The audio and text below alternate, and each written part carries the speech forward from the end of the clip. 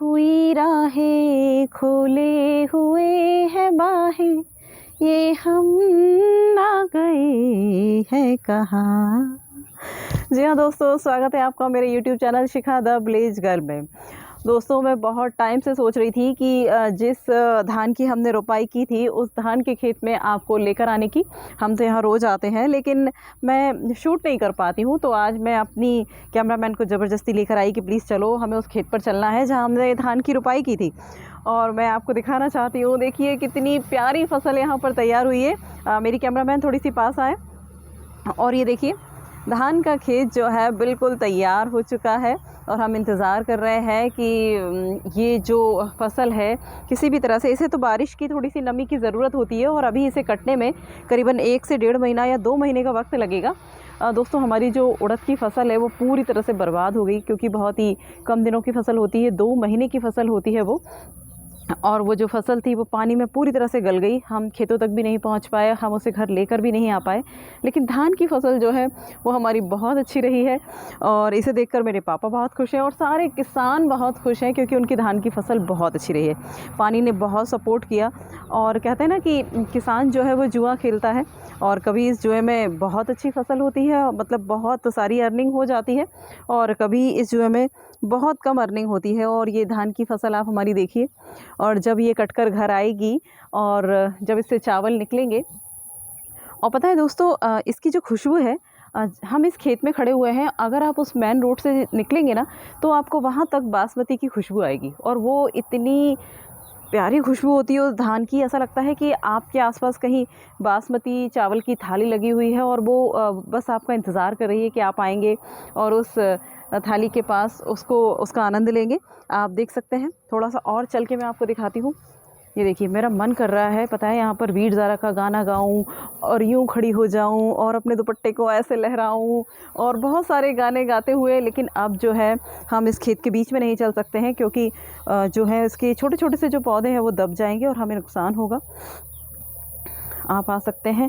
और मैं, पता है, इस खेत पे हमने बहुत सारे गेंदा लगाए हैं, क्योंकि 1 महीने बाद दिवाली आने वाली है, तो हमने सेलिंग के पर्पज़ से तो नहीं, लेकिन हाँ, घर पे हम बहुत सारी फूल मालाएं बनाते हैं।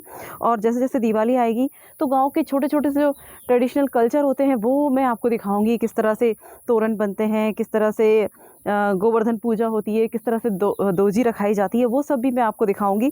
बहुत मज़ा आता है। और हम लोग, पता है क्या करते हैं, वो जो दोजी होती है जो वो मेहनत से वो लोग बहुत मेहनत से बनाती हैं जो, और हमारे यहाँ के छोटे छोटे से बच्चे, पता है, उस दोजी के अंदर जो है वो बम रख देते हैं, और जब वो बम फूटता है तो सारा घर गंदा हो जाता है। और जो वो आंटी दौड़ती है ना मोटी सी डंडी लेकर, तब समझ में आता है कि हमने क्या किया। ये हमने भी किया था, और अब हम बच्चों पर नाराज़ होते हैं कि अब आपने ऐसा क्यों किया, देखो सारा घर गंदा कर दिया, उनकी दौजी ख़राब कर दी। लेकिन ठीक है, बचपन का अपना एक मज़ा होता है डांट खाने का। और दोस्तों, पता है, अभी हमारे यहाँ बहुत सारे सीताफल, मतलब अभी ये टाइम जो है वो सीताफल का है।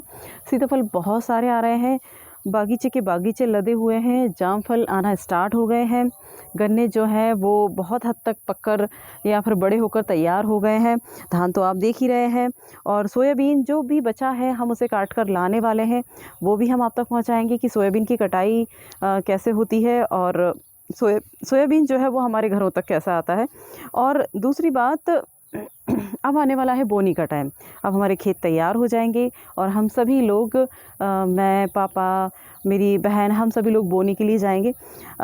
हमारा जो खेत है वो हमारे घर से थोड़ा सा दूर है, और हम लोग, पता है, वहाँ पर टेंट बना के रहते हैं, क्योंकि हमें 2 से 3 दिन रहना होता है, हम वापस नहीं आ सकते हैं, बहुत ख़राब रास्ता होता है। तो हम टेंट बना कर रहते हैं, और टेंट बना के रहने के बाद 3 दिन तक वहीं पर हम लोग पापा को खाना देने जाते हैं। कभी हम ट्रैक्टर ड्राइव करते हैं, पापा गाड़ी लेकर निकल जाते हैं, घर पे वापस आते हैं, लेकिन वहाँ पर टेंट बनता है वहाँ, और सब लोग एक साथ जाते हैं बोनी के लिए, जितने भी लगे हुए खेत हैं, क्योंकि वो घर से इतनी दूर है कि वो वहाँ पर जाके स्टे नहीं कर सकते, मतलब बार बार आना जाना नहीं कर सकते, इसलिए सब स्टे करते हैं। तो बहुत ही अच्छा पार्ट होता है। हिरन के झुंड दिखाई देते हैं, कभी 100 हिरन, कभी 1000 हिरन, और सब एक साथ पानी पीते रहते हैं। वो बहुत ही अच्छा सीन होता है, और इतनी तेज़ ठंड होती है ना कि बहुत सारी, मतलब बहुत सारी गर्म चीज़ें या फिर हमें कम से कम 2 से 3 रज़ाइयाँ वहाँ लेकर जानी होती हैं। लेकिन वहाँ रुकने का अपना ही ऐसा लगता है, हम बोने के लिए नहीं किसी जंगल कैंप में आए हुए हैं। तो फ़िलहाल तो आप मेरी धान की फसल देखिए और एंजॉय कीजिए। यहाँ पर थोड़ी-सी गिलकी की बेल लगाई गई है और मैं कोशिश करती हूँ, क्योंकि बहुत ठंड थी, हम यहाँ सुबह-सुबह आ गए थे, इसलिए मुझे ये सब कैरी करना पड़ा। ये देखिए, मैंने गिलकी लगाई हुई है यहाँ पर। कोशिश करते हैं कि जितना भी सामान है वो ख़रीदना ना पड़े और हम उसको नेचुरल तरीके से उगा कर खाएँ। और मैं अभी आपको गेंदे दिखाती हूँ अपने, चलिए।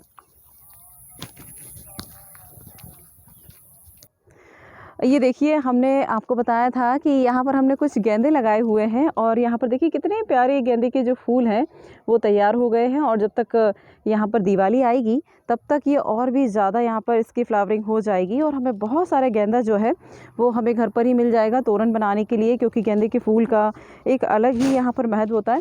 और ये देखिए दोस्तों, तुलसी जी को हमने एक यहाँ पर एक अलग ही पॉट ना रखते हुए अच्छा सा यहाँ पर वो बना दिया है, जिससे कि तुलसी जी को अलग से हम यह स्थापित कर सकें। गांव में जो है वो कोई और पौधा घर में हो ना हो, लेकिन ये बात ज़रूर है कि तुलसी जी का स्थान बिल्कुल घर के सामने होता है और बाकायदा सम्मान के साथ उनको घर के सामने जगह दी जाती है और उसकी पूजा की जाती है। तो मेरे गेंदे कैसे लग रहे हैं आपको? बहुत ही अच्छी फीलिंग देते हैं। सुबह से उठो, यहाँ पर हल्की हल्की सी ठंड हो और आप इस बगीचे में आ जाओ। और ये भटे के यहाँ पर पेड़ लगाए हुए हैं। यहाँ पर छोटे छोटे से यहाँ पर भटे की जो है वो फ्रूटिंग स्टार्ट होने वाली है। फ्लावर आ चुके हैं, कुछ ही टाइम बाद यहाँ पर आपको भटे दिखाई देंगे। और एक जो गेंदा है वो मैं किसी को भी बताए बिना ले चलती हूँ और अपनी जुल्फ़ों में लगा लेती हूँ। कैसी लग रही हूँ मैं? ऑफ कोर्स अच्छी लग रही होंगी, है ना? आप लोग बताइएगा कमेंट करके मुझे, कैसी लग रही हूँ मैं? नाइस ना? ठीक है, कह सकते हैं आप लोग। पता है दोस्तों, जब हम कोई पैसे अर्न करते हैं तो उसे बैंक में जमा कर देते हैं और बैंक में जमा करने के बाद हम ये भूल जाते हैं कि वो पैसे कितने इंटरेस्ट के साथ बढ़ रहे होंगे। बस हमें इस बात की खुशी होती है कि हाँ, उनमें कुछ मतलब वृद्धि हो रही होगी, वो बढ़ रहे होंगे धीरे धीरे धीरे।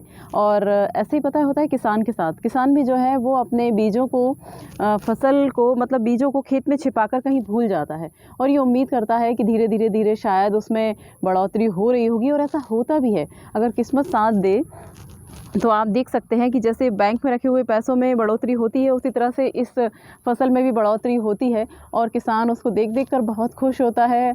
एक जीवन जीने की चाह उसके अंदर होती है कि हाँ, मेरी फसल आ रही है, मेरी फसल आ रही है। अपने बच्चों को भी बार बार बोलता है कि बेटा रुको, मैं आपको ये दिलाऊंगा, मेरी फसल आ रही है, मेरी फसल आ रही है। ये बहुत ही अच्छी फीलिंग होती है उस उम्मीद के सहारे। और ये उम्मीद ऐसा नहीं है कि कोई एक बार में ख़त्म हो जाती है, साल भर ये उम्मीद बनी रहती है कि हाँ, मेरी अब धान की फसल आ रही है, तो अब मैं यहाँ पर गेहूं का प्रोडक्शन लेने वाला हूँ, तो गेहूं आएगा, तो उसके बाद रुको चने आने वाले हैं। हो सकता है चने बहुत अच्छी क्वांटिटी में निकलें और बहुत अच्छा रेट हमें मिले। फिर हमें थोड़ी थोड़ी सब्जियाँ, हो सकता है सब्जियों का बहुत अच्छा रेट मिले। तो ऐसा हमारे साथ होता रहता है और जो किसान है वो छोटी छोटी खुशियों में खुश होता रहता है। देखो जैसे मैं खुश हो गई हूँ इस फूल को लगा कर, कैसा लग रहा है आप मुझे ज़रूर बताएंगे कमेंट के माध्यम से।